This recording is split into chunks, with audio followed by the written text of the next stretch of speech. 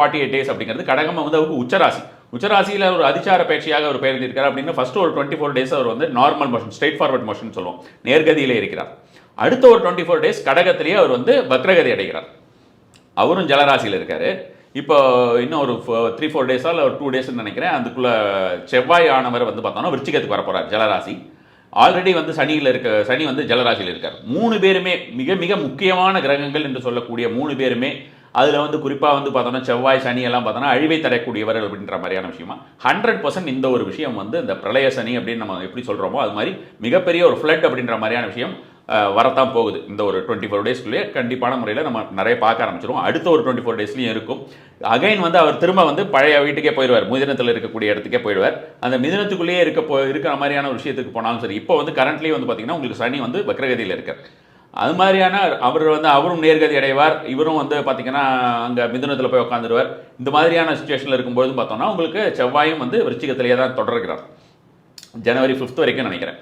So அது மாதிரியான ஒரு காலகட்டத்திலே அது வரைக்குமே நமக்கு த்ரெட் அப்படின்ற மாதிரியான விஷயம் கண்டிப்பாகவே இருக்கிறது.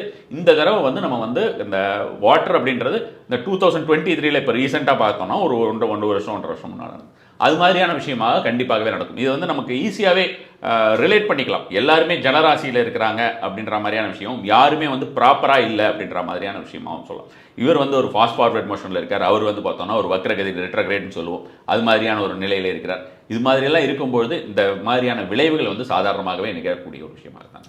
இதில் நம்ம வந்து 2015 வெள்ளம் அப்படின்றது தமிழகத்தில் சென்னையை ரொம்ப புரட்டி போட்ட வெள்ளமாக அது போல் ஏதாவது ஒரு அபாயம் இருக்கிறதா?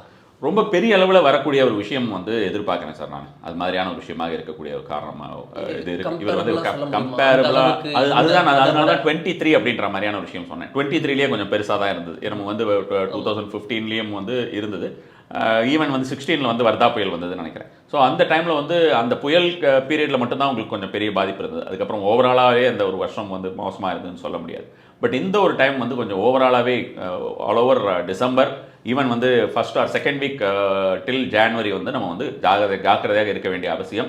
காரணம் வந்து பார்த்தோன்னா இந்த தடவை வந்து இப்படி தான் அழிவு வரும் அப்படின்ற மாதிரி இல்லை, வெறும் ஜலத்தினால் தான். அது ரிலேட்டடாக நான் இப்போ நீங்கள் கேட்டீங்க இந்த மாதிரியான ஒரு விஷயமா, இப்போ இந்த பிரளய சனின்னா அந்த ஒரு 100 yearsல எந்தெந்த மாதிரியான அழிவுகள் வந்தது அப்படின்ற மாதிரியான விஷயமா கேட்டிங்க. அது மாதிரி வந்து பார்க்கும்பொழுது இதில் வந்து உங்களுக்கு மின்னல் தாக்கி அப்படின்ற மாதிரியான விஷயங்கள் வந்து ரொம்ப ரொம்ப அதிகமாக இருக்கிறது இந்த ஒரு இயரோட பொறுத்த வரைக்கும். மின்னல் மூலமாக வரக்கூடிய ஒரு இது, தண்ணி ஊருக்குள்ளே வந்து அதனால் வரக்கூடிய அழிவுகள், இந்த மாதிரியான எல்லா விஷயங்களுமே இந்த டைமில் வரதுக்குண்டான வாய்ப்புகள் அதிகமாக இருக்குது. ஓகே, இதில் நம்ம மழையை தாண்டி